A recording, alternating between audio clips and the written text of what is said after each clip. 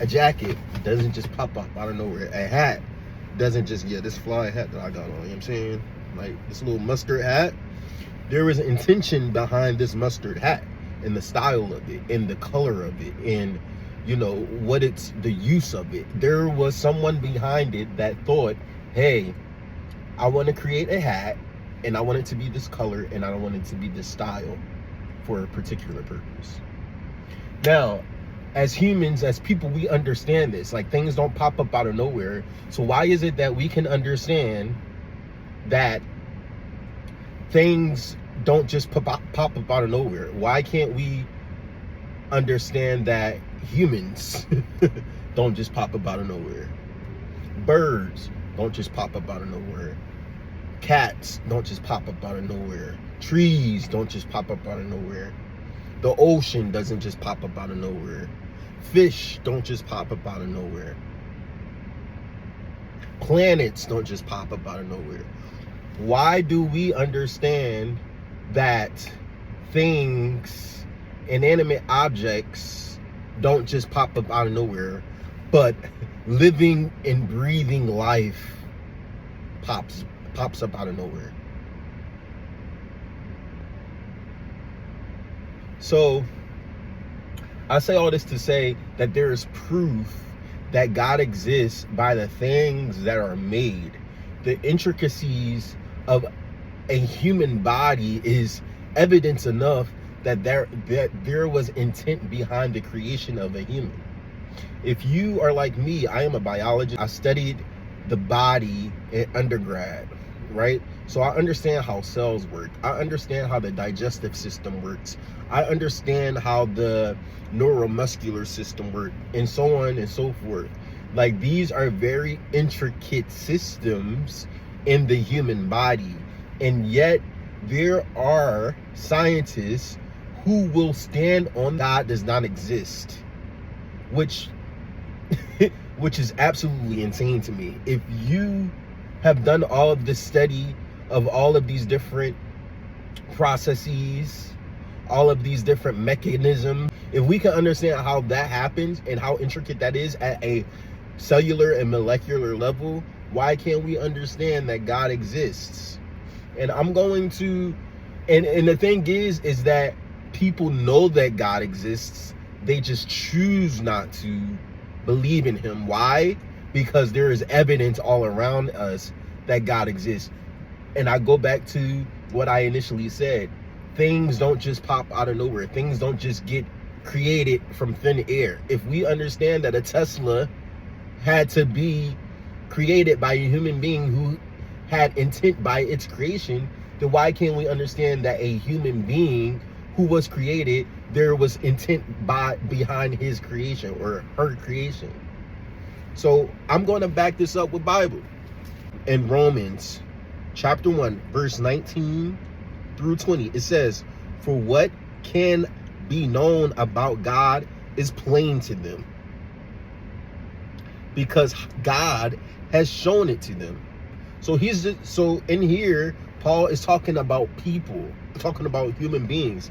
He said, for what can be known about God is plain to them. It's plain to see because God has shown it to them. God has shown it to them by the creation of trees, by the birds flying in the air, by human beings walking with their very intricate system, biological processes, digestive systems, neuromuscular systems. You know what I'm saying? All these different intricate systems are working. The lung system, the endocrinology system, all these different systems working in the human body God has shown it to us. And then it goes to say in verse 20, for his invisible attributes, namely his eternal power and divine nature, have been clearly perceived ever since the creation of the world in the things that have been made, so they are without excuse. So let me read that again. Let's read that again. For what can be known about God is plain to them, because God has shown it to them. For his invisible attributes, namely his eternal power and divine nature, have been clearly perceived ever since the creation of the world in the things that have been made, so they are without excuse. It says, for what can be known about God is plain to them, because God has shown it to them. God has shown us many things. God shows us birds flying in the air. God shows us animals and fish and creeping things in the ocean. We haven't even explored the majority of the ocean yet. We haven't even explored half of the ocean yet. He showed us that he exists because of these things that exist. And then it says, for his invisible attributes, namely his eternal power and divine nature, have been clearly perceived ever since the creation of the world in the things that have been made. Things get made. Things don't just pop up. I think we all can understand that. It says it here. For his invisible attributes, namely his eternal power and divine nature, have been clearly perceived ever since the creation of the world in the things that have been made, so they are without excuse.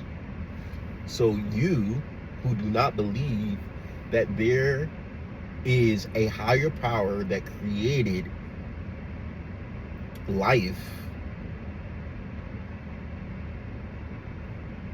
you are without excuse, because there is proof right in front of you that God exists by way of his creation. So you have no excuse when you turn your back on him. You have no excuse when you say he does not exist.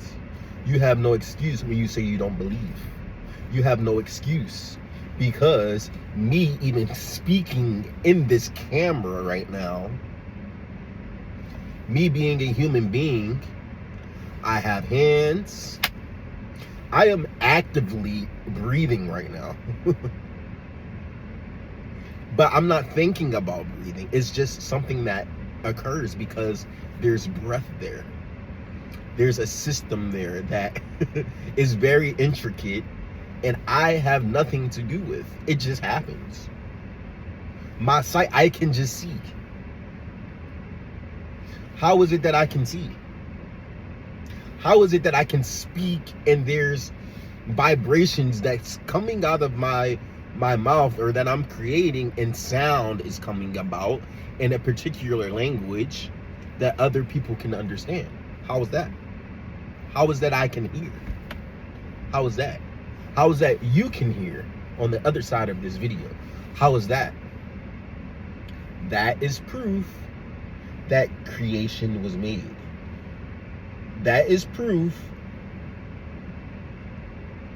that things that he created has been clearly perceived ever since the creation of the world and the things that have been made. So you are without excuse.